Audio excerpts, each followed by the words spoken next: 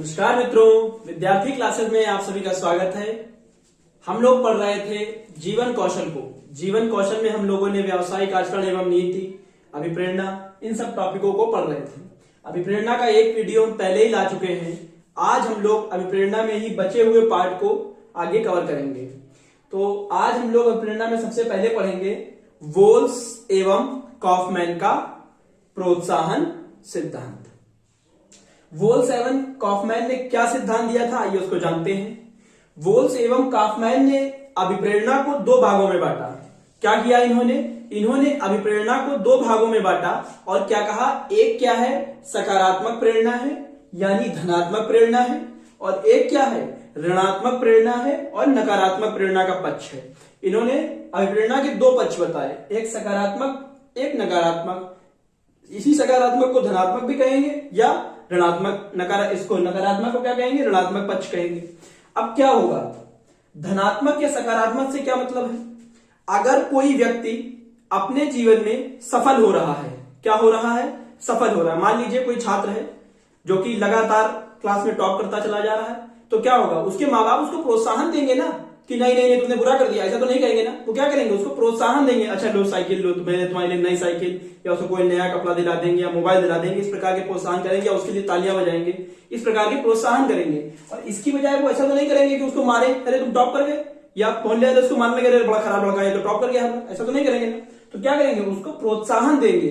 तो जब भी कोई धनात्मक अभिप्रेरणा यानी कि वांछनीय व्यवहार होता है, क्या होता है, अब टॉप करना क्या है, सबके माँ बाप चाहते हैं कि उनका लड़का अच्छा पढ़े, अच्छे मार्क्स स्कोर करे और एक अच्छी सी नौकरी पा जाए।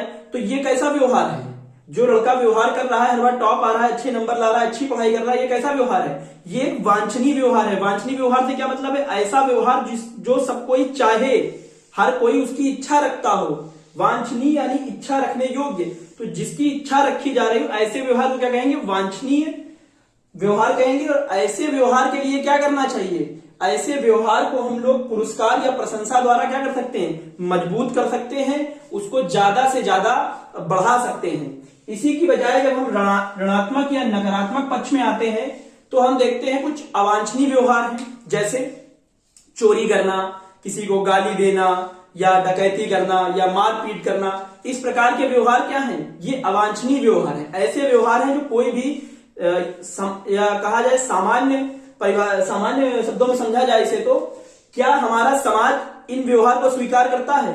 आज की जो सोसाइटी है, क्या वहां कोई भी चाहता है कि यहाँ चोरी डकैती हो, उनका लड़का या आप ये समझ लीजिए, क्या कोई भी माँ बाप ये चाहते हैं कि उनका जो बच्चा है वो चोरी करे या बड़ा होके बड़ा डकैत बन जाए, या नहीं नहीं नहीं हमारा लड़का तो भाई डकैत बनना चाहिए, मजा नहीं आ रहा है जिंदगी में, तो क्या करें, उनका लड़का डकैत बन जाए। नहीं, इस प्रकार कोई माँ बाप नहीं चाहेंगे। सबके माँ बाप क्या चाहते हैं, लड़का अच्छा आईएएस ऑफिसर बने, बढ़िया पढ़ाई करे, बढ़िया अच्छा पैसा रुपए कमाए, ठीक है। तो ऐसे अवांछनीय व्यवहारों के लिए क्या होगा, ऐसे अवांछनीय व्यवहारों को रोकने के लिए हमको किसकी जरूरत पड़ेगी, दंड या निंदा की जरूरत पड़ेगी। और इसी को उन्होंने क्या कहा, नकारात्मक पक्ष कहा अभिप्रेरणा का। तो इस तरीके से हम लोगों ने देखा, क्या देखा, थोड़ा साइड में लगता है कि हम लोग स्क्रीनशॉट भी ले सकें। अभिप्रेरणा के दो पक्ष हैं, एक धनात्मक या सकारात्मक, एक ऋणात्मक या नकारात्मक है। तो जो धनात्मक है उसमें पुरस्कार या प्रशंसा देके, पुरस्कार या प्रशंसा देके हम क्या कर सकते हैं, वांछनीय व्यवहारों को बढ़ा सकते हैं। लेकिन वही ऋणात्मक पक्ष में देखें तो दंड या निंदा देके अवांछनीय व्यवहारों को समाप्त किया जा सकता है, और वांछनीय व्यवहारों को प्रशंसा या पुरस्कार देकर हम उसको लक्ष्य की तरफ निर्देशित कर सकते हैं। तो इस प्रकार से हम लोगों ने वोल्स एवं कॉफमैन का प्रोत्साहन का सिद्धांत देख लिया है। आइए अब हम लोग देखते हैं उसके आगे डगलस मैकग्रेगर का XY काखागा या आबा सिद्धांत।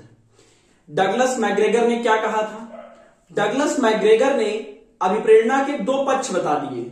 जिस तरीके से वोल्स एवं कॉफमैन ने धनात्मक एवं ऋणात्मक पक्ष बताए थे, उसी तरीके से डगलस मैकग्रेगर ने क्या कहा, डगलस मैकग्रेगर ने कहा कि अभिप्रेरणा के दो पक्ष हैं, एक X एक Y, या इसी को काखा या इसी को आबा पक्ष भी कह सकते हैं।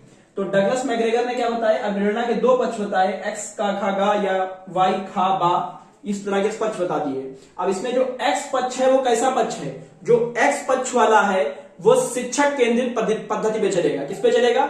शिक्षक केंद्रित पद्धति पे चलेगा। किस पे चलेगा?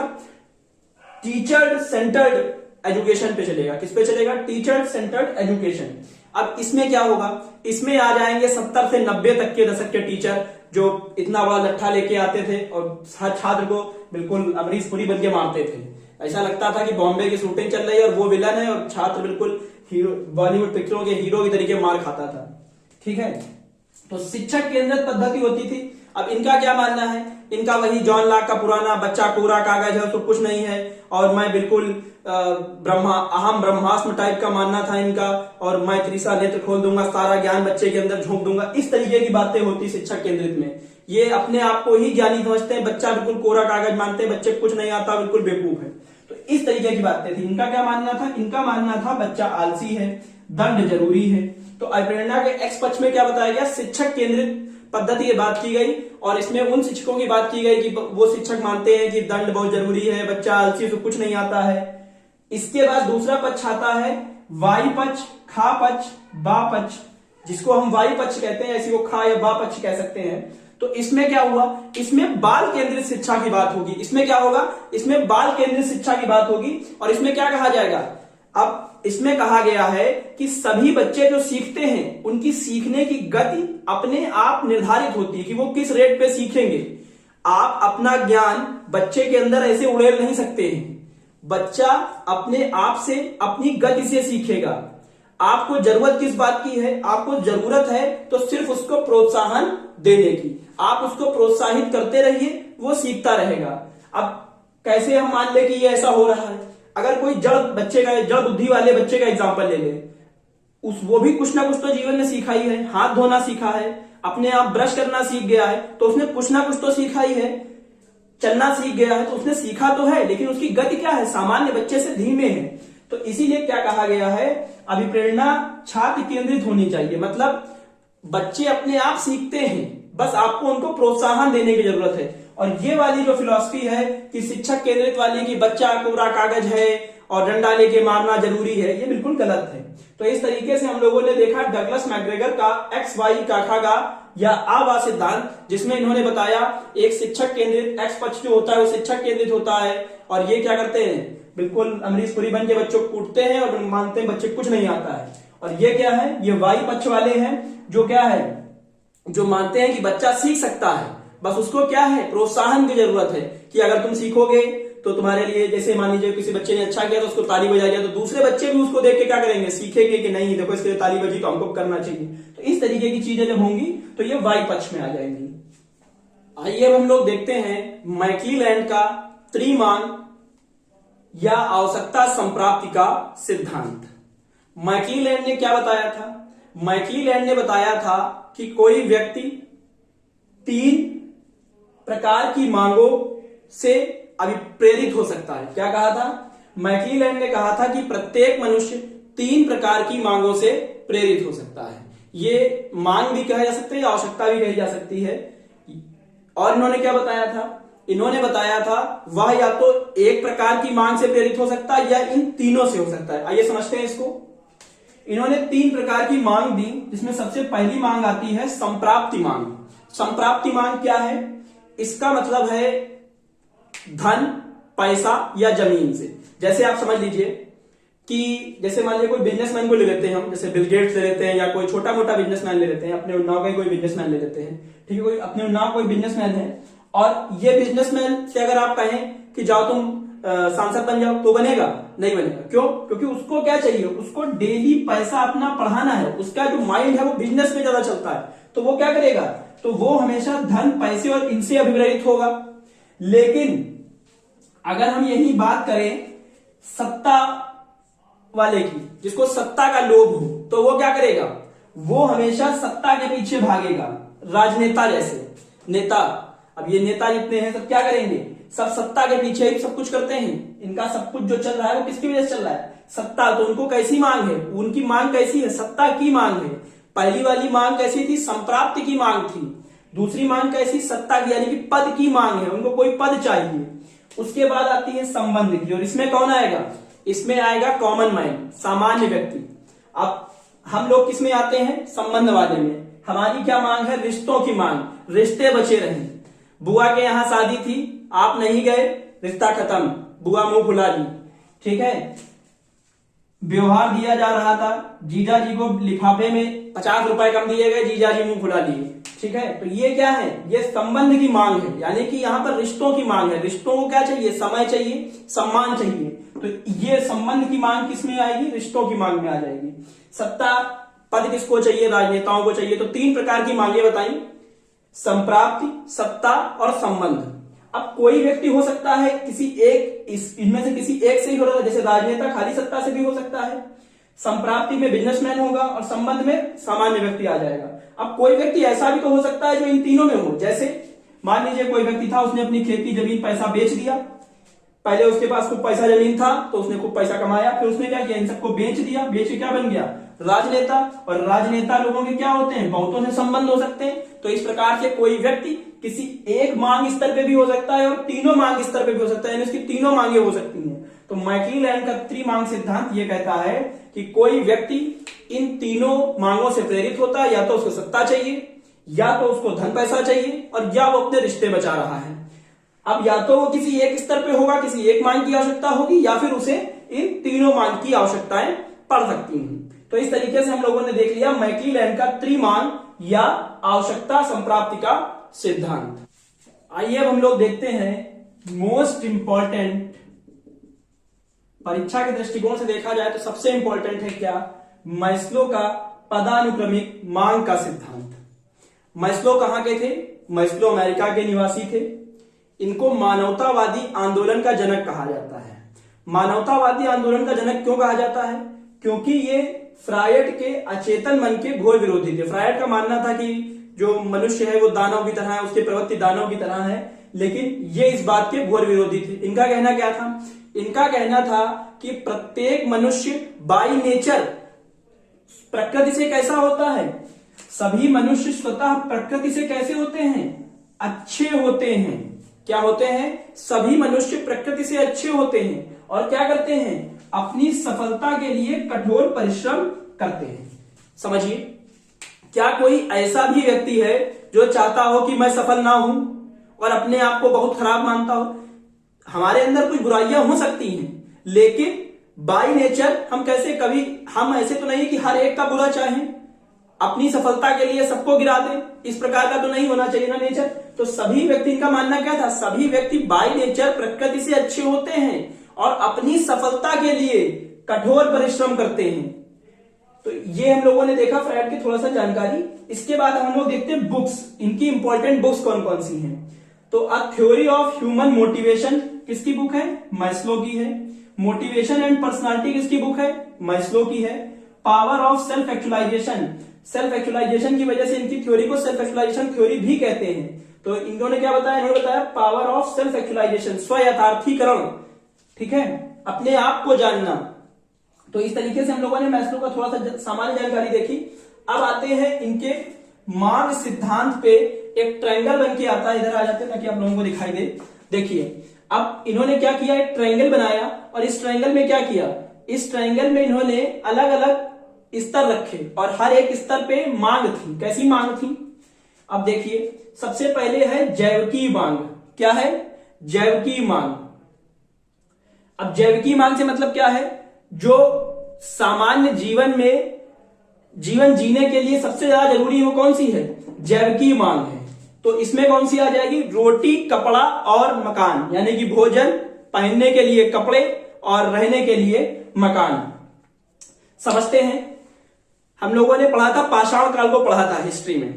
तो पाषाण काल में मनुष्य की क्या थी, स्थिति थी, उसको कुछ नहीं पता था, बिल्कुल असंवेदनशील था और उसका पहला लक्ष्य क्या था, भोजन की प्राप्ति। थोड़ा विकसित हुआ तो जानवरों की खाल से कपड़े पहनने लगा, उसके बाद थोड़ा और विकसित हुआ तो रहने के लिए गुफाएं ले ली। और अब थोड़ा इसके बाद देखते हैं सुरक्षा मांग। अब इसी आदिमानव वाले में ही देखते हैं सुरक्षा मांग, इसे समझ लेते हैं, आसान हो जाएगा समझना। सुरक्षा मांग में अभी तक क्या था, उसका सामना जानवर से नहीं हुआ था, उसने आज तक शेर नहीं देखा था।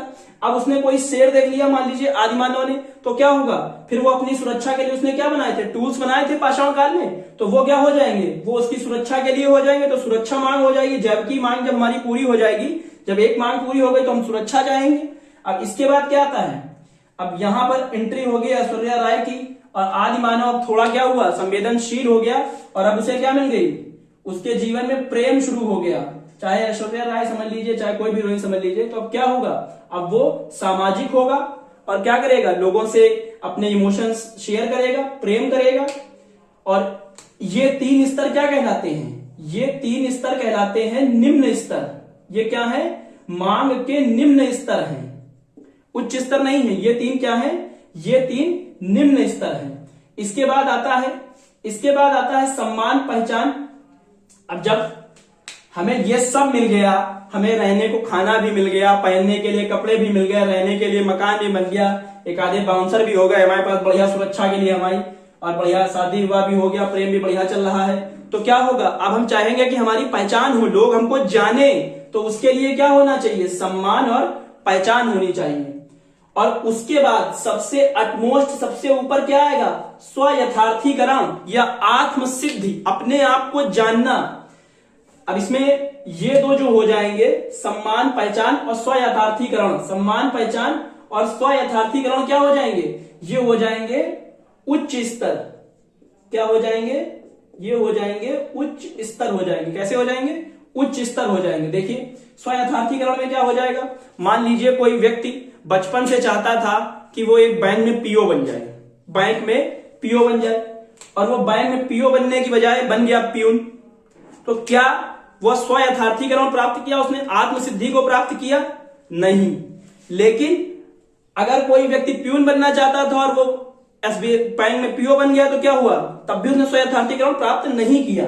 लेकिन अगर कोई व्यक्ति बैंक का पीओ बनना चाहता था और पीओ ही बन गया, तो उसने स्व यथार्थीकरण की मांग को प्राप्त कर लिया, यानी कि जो वो चाह रहा था वो उसने आत्मसिद्धि हो गई, अपने आप को जान लिया उसने सही तरीके से। तो ये क्या हो गया, उच्च स्तर हो गया। अब देखिए इसको उच्च क्यों कहा गया है। मान लीजिए आप किसी विद्यालय में पढ़ाते हैं और जो मैनेजर है उससे आपकी झांझाएं हो जाए, लड़ाई हो जाए, तो क्या होगा, तब क्या आप ये सोचेंगे कि हम नौकरी छोड़ देंगे तो हमारे बच्चे कैसे खाएंगे, तब आप ये नहीं सोचेंगे। तब आप सबसे पहले किसको रखेंगे, आत्म सम्मान को सर्वोपरि रखेंगे, और या अपने आप को जानेंगे कि मैं कौन हूं और ये मुझसे ऐसा कह रहा है, तो क्या करेंगे, आप तुरंत नौकरी छोड़ देंगे। और स्व यथार्थीकरण इसीलिए ये क्या है, उच्च स्तर है, क्योंकि सबसे पहले क्या है, आत्म सम्मान है, अपना सम्मान है, अपने आप को जानना है। तो इसीलिए ये स्व यथार्थीकरण क्या है, उच्च स्तर है। और जबकि मांग क्या है, निम्न स्तर है। अगर आत्म सम्मान पे बात आ जाएगी तो हम भोजन को नहीं सोचेंगे, भोजन हमारी आवश्यकता जरूर है, लेकिन जब आत्म सम्मान पे बात आ जाएगी तो भोजन को व्यक्ति छोड़ देगा।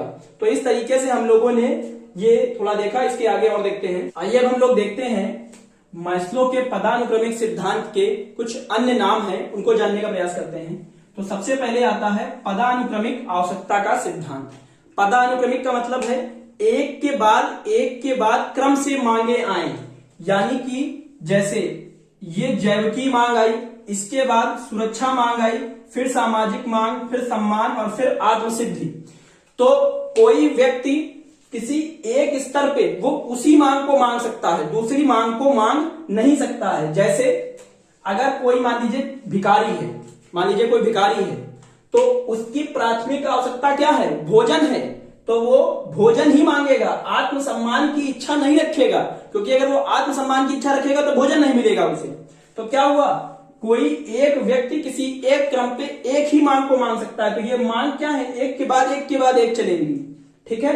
इसके बाद आता है मांग या आपूर्ति का सिद्धांत। अब यहाँ पर आप अलग अलग मांग दे सकते हैं, जो जैविकी स्तर पे उसकी जैविकी मांग है, सुरक्षा की मांग है तो सुरक्षा की, फिर सामाजिक है तो प्रेम की मांग आ रही, सम्मान की या स्वयथार्थीकरण की मांग है, तो इसलिए मांगे हैं, इसलिए इसको मांग या आपूर्ति का सिद्धांत भी कहा गया है। इसके बाद देखते हैं नाभिकीय मांग का सिद्धांत क्यों कहा गया है। आप सभी लोगों ने पढ़ा होगा कि ये न्यूक्लियस में प्रोटॉन या न्यूट्रॉन रहते हैं और यहाँ अलग अलग कोश होते हैं, इन कोश में इलेक्ट्रॉन घुमा करते हैं। तो हर एक कोश में जो इलेक्ट्रॉनों की संख्या होती है वो निश्चित होती है, हर एक कोश में इलेक्ट्रॉनों की संख्या निश्चित होती है, और यहाँ भी क्या है, हर एक स्तर पे उसकी मांग जो है वो निश्चित है।